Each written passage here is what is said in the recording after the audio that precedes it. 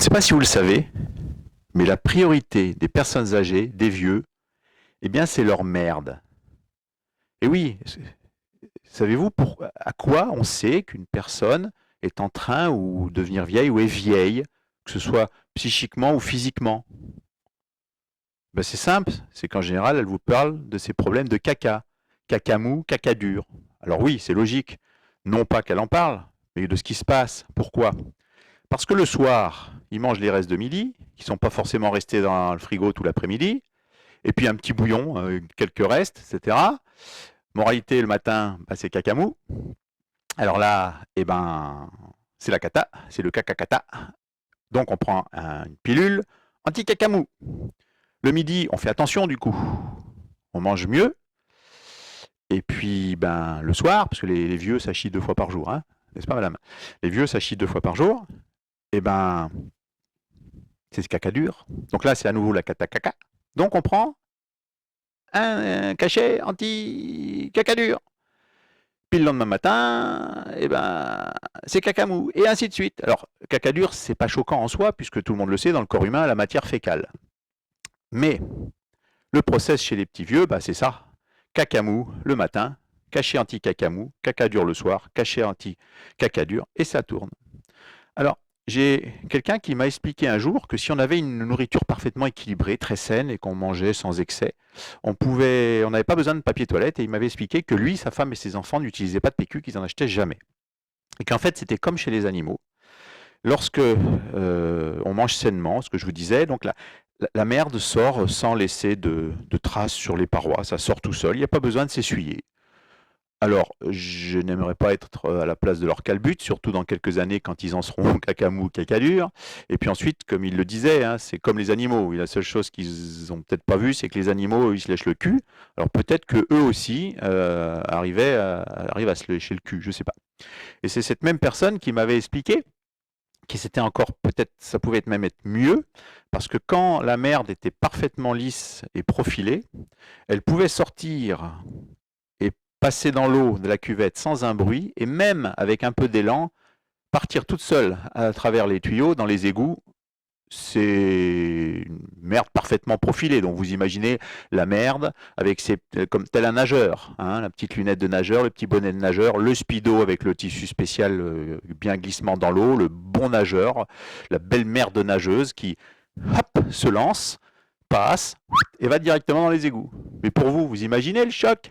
Vous êtes là assis sur votre chiotte, vous savez bien qu'il y a votre trou du cul qui se dilate, vous sentez qu'il y a quelque chose qui passe, pas de plouf. Et puis là, bah, quand vous regardez, il n'y a rien. Le caca fantôme, c'est le caca fantôme. Alors c'est l'histoire, je vais vous raconter une histoire, c'est un paysan qui décide de lécher sa femme, ça fait longtemps qu'il ne l'a pas léchée, d'un certain âge, hein, il décide de la lécher. Et là, il lui dit, bon, Clévendiou, la Marie, c'est bizarre, mais ben, t'as la foufoune qui sent la merde. Comment ça, la foufoune qui sent la merde? Il dit, oui, t'as la foufoune qui sent la merde, c'est pas normal. Hein, t'as 40, 50 ans qu'on vit ensemble, t'as jamais eu la foufoune qui sent la merde. Il faut aller voir le docteur. Alors, le lendemain, la Marie, elle prend le tracteur, elle va voir le docteur à la ville, et puis elle revient le soir. Puis elle fait, non, il lui dit, alors, Marie, il a dit quoi le docteur? Et ben, le docteur, il a dit, t'avais raison, c'est pas normal. Ben oui, mais il a dit quoi? C'est à cause de quoi? Et bien, le docteur, il a dit que c'est à cause de l'arthrose du coude. C'est à cause de l'arthrose du coude? Oui, ben il a raison le docteur, parce que c'est vrai que ça fait des mois que j'ai l'arthrose du coude, et avec l'arthrose du coude, comme ça fait des mois que j'arrive pas à me torcher comme ça, parce que j'arrive pas à passer le bras, ben c'est vrai que ça fait des mois que je me torche comme ça. Et puis sinon, c'est l'histoire d'un petit vieux qui va chez le médecin et puis qui fait docteur, j'ai un souci. Oui, c'est quoi? Eh bien, tous les matins, à 7h30, quasiment pile, je fais pipi, je fais caca. Le médecin, il fait, ben, je ne vois pas où est le problème, c'est parfait, c'est très bien, à votre âge, c'est super. Et le petit vieux, il fait, ben non, docteur, parce qu'à cet âge-là, à cette heure-là, pardon, à cette heure-là, moi, ben, je suis pas levé, je suis encore au lit. Puis c'est le petit vieux qui arrive dans un laboratoire d'analyse médicale, et la secrétaire qui l'accueille lui dit, vous avez votre carte vitale? Ah, j'ai la dalle, oui, je suis à jeun. Quand on m'a dit, je suis à jeun, j'ai la dalle, oui, j'ai la dalle. Je dis, bon, ok. Je dis, bon, et vous n'avez pas de problème de tension? Ah, mais vous avez raison, c'est l'attention qui compte. Oui, on le dit, c'est l'attention qui compte, vous avez raison. Vous n'avez pas de traitement pour la thyroïde?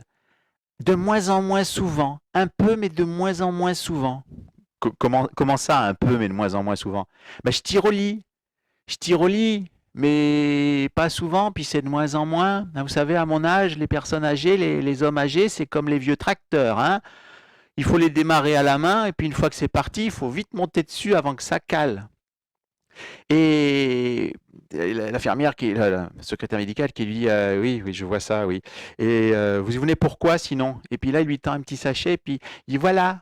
C'est quoi? Il dit ben, c'est le docteur, il a dit qu'il fallait que je fasse une analyse d'urine et de caca. Alors l'infirmière de l'EHPAD, elle a eu une idée, elle m'a dit vous avez qu'à leur emmener votre slip, ça suffira. Ah, c'est dur la vie en vieillissant, c'est dur. Ah mais oui, des fois c'est dur, des fois c'est dur. D'ailleurs, il n'y a pas longtemps, à l'EHPAD, j'ai rencontré une dame, une compagne. Et puis on a décidé de faire crac-crac, passer la nuit ensemble. Alors ça a été un petit peu long à mettre en œuvre, mais on y est arrivé, on a fait crac-crac. Et puis après, je lui ai dit, oh ma chère et tendre, mon grand amour, mon nouveau cœur, si j'avais su qu'à votre âge vous étiez vierge, j'y aurais été peut-être plus doucement au moment de la pénétration. Et elle m'a répondu, oh mon grand amour, mon nouveau grand amour, si j'avais su qu'à votre âge vous bandiez encore, j'aurais enlevé mes collants. Et sinon, puisqu'on parle de merde, savez-vous à quoi on reconnaît, on sait où est le derrière d'un arbre? Eh ben, c'est facile, c'est où il y a une merde. Ben oui, parce qu'on dit toujours aller chier derrière un arbre. Donc si vous voyez un arbre quand vous vous promenez dans la forêt avec une merde, c'est là qu'il y a le derrière de l'arbre. Et vous savez à quoi on reconnaît que c'est un homme ou une femme qui a chié? Eh ben, si c'est un homme, il y a une bouse. Si c'est une femme, il y a un serpentin. Il n'y a personne qui vient, il n'y a personne qui vient, il n'y a personne qui vient, il n'y a personne qui vient.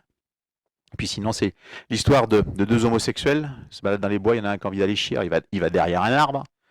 Puis là, il se met à hurler au secours, j'ai fait une fausse couche, j'ai fait une fausse couche, au secours, j'ai fait une fausse couche. Alors son copain, il arrive, il fait mais qu'est-ce qu'il y a? Il regarde, regarde, j'ai fait une fausse couche, regarde, j'ai perdu notre bébé.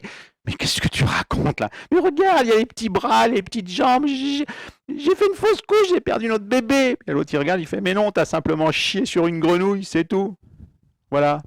Donc, la prochaine fois que vous irez faire un petit besoin dans les bois, ou la prochaine fois que vous croiserez une personne âgée, qui plus est dans un laboratoire d'analyse médicale, eh bien, vous penserez à moi.